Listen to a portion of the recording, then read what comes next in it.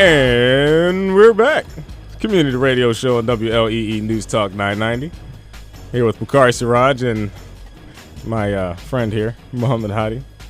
Well, why you like pause? Like, numbers like it's hard for you to like recognize me. Numbers to call 788-0990 or 1-877-953-3990. So we're talking about this long list of agenda topics here. Then we're going to go back to the beginning. 10 days of Dhul Hajj, and then we're going to talk about Malala. I think you spelled that wrong. Actually, here is coined the Malala movement, which was the girl that was shot supposedly by Taliban, which now I'm hearing other conspiracy theories. And but she was in an induced coma, came out of that, and is going through a couple things. So before we jump into that, what's up with the hat? Oh, this is my homage. If you don't know, I'm wearing a New York Yankees. Scully. Yes, which is a bootleg that I bought after I went to. I took a trip to New York. I went to Battery Park. Not Battery Park, sorry. Yeah, Battery Park is here. Yeah, the park that you get onto the little Central? barge. Not Central. No, you get on a little barge to go to the Statue of Liberty. Oh, the Liberty State Park? Yeah. So, I don't know. Probably. You just made that up, didn't you? Nah, my sister lives like right over there. So I would come back and there's these African immigrants selling these bootleg stuff. So I bought a Movado watch for $20 and I bought this cap. But anyhow, this is my homage to the Yankees getting swept. And here's the kicker: I don't even like baseball. I never liked baseball. Yeah, but I hate the Yankees, so go figure. So now I can take my. There's hat too off. much money in baseball, man. I think it's one of the contributing factors to the poor economic, development in America. These sports guys get paid way. Do you know how much money is wrapped up in the whole New York Yankees? I know. It's ridiculous, man. I mean, not just the players. I mean, the whole organization. It's like they could be their own country. They can be. Yeah. So I put it on because I put the hat on seriously because I thought it was cold. I don't like to be cold, so my ears need to be warm. Really? Yeah, I don't like cold. You think because I'm... No, yeah. See? You know where I was going. I was like, I'm going to just say that comment. All of us white people like being cold? Like really? I mean... I was going with the trends, man, what I noticed. That's all. Contrary to popular belief, all white people do not like to be cold. I mean, I know that's true, but I'm just saying, if you go with the origin of the, the bloodline, always wraps back to some cold place. Wow. So, wow. Hey, anyway, good times. Back to Hajj. Yeah, back to Hajj. I'm gonna let you jump in on that. So we mentioned that this particular month is the month of pilgrimage, and we touched on that the pilgrimage, the obligation to do pilgrimage, is incumbent upon every Muslim once in a lifetime. Right. And it's part of the 5 pillars of the things that you do, and there's conditions for it. Mm-hmm. And generally speaking, I think one of the I was touching on this then during the after show, which is actually up now. If you go to just last week, I didn't get the rest of the process. I'm working on it, man. It's been a hard week, but So go to youtube.com/community radio show. Check out the latest after show. Anyway, one thing I was touching on was that I think is important. And I think a lot of times when people learn about things that Muslims do, the question kind of arises why are you going to do this? And I think with Hajj, it's very important for people to understand the cleansing of your deeds. Right. That if your Hajj is accepted, if it's performed properly and it's accepted by Allah, then you get a purification of all of your bad deeds, and it's almost like being born again.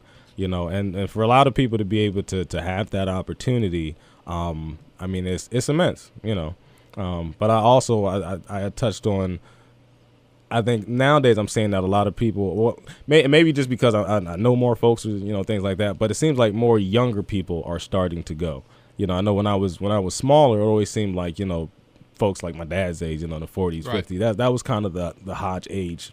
But now I'm seeing more younger people starting to go, which is good because it's not like you can only go once, but you just never know if you're going to make it to those later years. So it's definitely being that it is it's a pillar requirement, part of your deen to do this pilgrimage at least once. It would be better to at least do it young, younger, right. And I think that I'm glad you brought that up. It's a great example of where modernity and progress among humans changes a particular application of religious edict. And here's what I mean. I think the reason that if we look at it when we were growing up, that our parents' generations were the ones that performed the Hajj, is if you go back to our parents' generations, kids in our age or younger kids didn't have jobs like they have now. Right. They weren't upwardly mobile like they were now. That's true. And transportation was not easily accessible as it is now. I mean, you can travel to Europe or any part of the world for $1,000. Right. 20 years ago that wasn't the case. Let alone 30, 40, 50, or 100 years ago, in which people saved an entire lifetime to make the trip. Right. So if it came down to between the parents making the trip and the kids making the trip, then obviously the parents were going to go and the kids had to wait until it was their turn. So in talking to, we had a guest on last week, Bilal, and he also mentioned that, he had the opportunity to go at a young age. And you're right. The trend is now for more younger people to go. And know that was because we were trying to get people to come on, and everyone is like, oh no, I'm going to, right. I'm going to Hajj. And so now the religious commandments that we have to do, all of them have exceptions.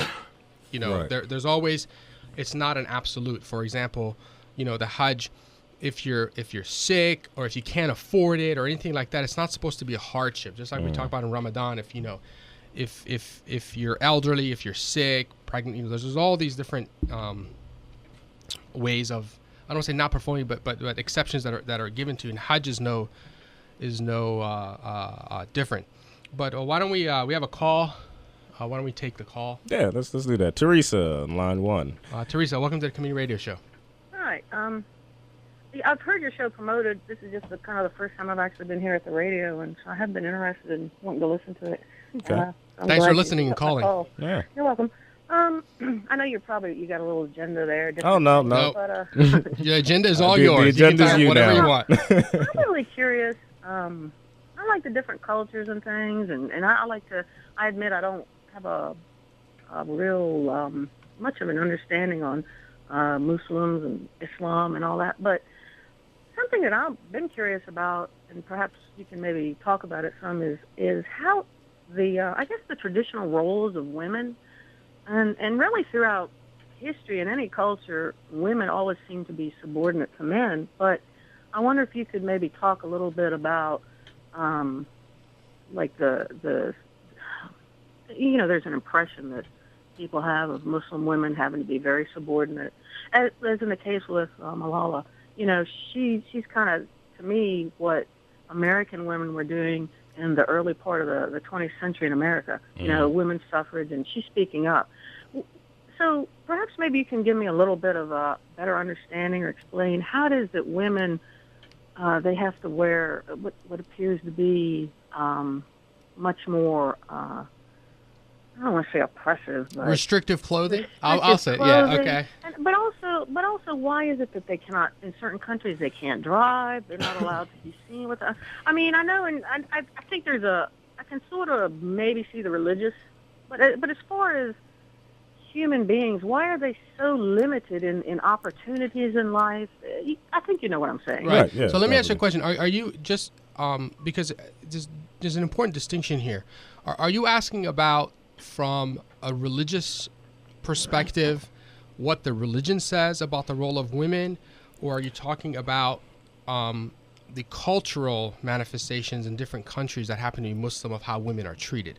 Because those are I guess both ways, and I mean, I guess both are maybe sort of somehow intertwined. I know correct. Here in America, you have certain Christian religions or certain Christian sects that require women and men to behave certain ways, right. But some of those sects are more restrictive towards women than they are to men, and so kind of both. Some of both. Okay. I mean, if you can enlighten me in any way, any kind of information or opinions or thoughts or ideas that you have, I'd be willing to hear them. Because I know so little, and I think that's as a woman in America who's it's hard for me to think that a woman can't drive. Right. Let me jump in there. How do you want to look at it? Whether you want to focus on the cultural aspect and break it up maybe in a different show and focus the cultural aspect on one and the religious in another. Right. Okay. All right. Thanks for calling. We'll try to address kind of at high level, but this is something that we specifically we were going to address. Well, actually, in depth, but we can. This is the thing. We've touched on this quite a bit actually, but I guess the thing is there's such an abundant amount of knowledge and information pertaining to that. We could talk about this for weeks. So definitely, in terms of what you were bringing up right now, I know there are distinct differences in lines that we have to draw between culture and religion. And the problem is, especially when we get into overseas, like we have brought up driving and things like that, that's a cultural thing. Okay. As far as everyone that I have talked to, there has not been any Islamic reasoning that's been grounded in what's called the Hadith or the Sunnah, which is the practice of the Prophet Muhammad. That's pretty much how we follow, try to live our lives. As an example, there aren't really any hard evidence why something like that would be implemented and then said this is Islamically how things should be. This is Islamically how women, even I'm sure you've seen images and pictures of women that are always dressed in black. Right. Okay, that's not an Islamic requirement. Correct. My wife, I mean, she covers, she wears the hijab. Now the hijab is Islamic requirement. Now, yeah, let me just you had mentioned about the driving, and I think that Saudi Arabia is the only country, I think that's what you're referring to. Saudi Arabia is the only country in the world that does not allow women to drive. Yeah.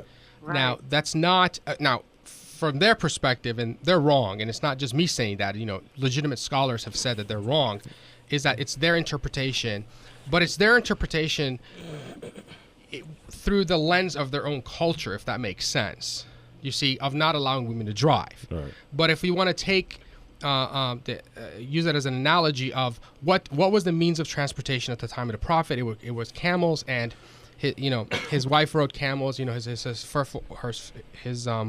wife of 25 years, Khadija was a very well-known businesswoman. She was immensely wealthy, and she traveled and things like that. So there's no evidence that they can point to that says women. There's a religious edict against allowing women to drive. So the driving thing is specifically related to Saudi Arabia. Other countries allow women to drive, and like Bukhari said, is there's a religious manifestation of for example, like he was talking about, that women have to dress, men and women have to dress modestly. That's the commandment towards both men and women. Now, how that's manifested is where culture comes in. Is I think where Bukhari was what he was talking about, in that in certain countries it's manifested differently. If you look at some of the women that are in Central Africa, Mali, Ethiopia, Niger, the women that dress and they're covered, it's much more colorful with African printed clothing and things like that. And so there's that type of manifestation. The heritage is still found in the way that they dress, but the requirements for what parts of your bodies and things like that should be covered, that is still that's still maintained generally. Generally, the culture of any place is sort of derivation of the religion, but sometimes you have these people that view different religions differently. Like there's Christianity, but then there's Catholicism, and there's Baptists, and then there's Lutherans, and there's different types of Christians. Right. So they have different views. But is that the case with Muslims? Are there different sects within Muslims? Are there some that are more? Well, this is the thing. Unfortunately, that nowadays that is becoming the case, where that you are starting to see certain types of sects that are breaking off and doing, have beliefs that are slightly different. I guess and that's probably a more recent thing. That's not traditionally been the way. Muslims have been traditionally very. They have had a very well-defined, cohesive. It's been very cohesive, and the reason for that is between the Quran and the Sunnah, it's been preserved perfectly, but once you get into the interpretations of it, that's where you start to get, I think, some of the conflicts. And it's the same as with the Bible. People interpret the Bible differently. But you're still not gonna, like, for instance, when sometimes I still try to understand, all the different versions of the Bible. You're not really gonna have different versions of the Quran. It's still only one Quran. If you have a person that's memorized the Quran in Indonesia and somebody that's memorized the Quran in Tennessee, it's still the same. The same book, the same word. Right. Exactly right. Okay. But I hear the music coming up. I really appreciate you calling. If you want to send us questions, our email is comment@communityradioshow.com.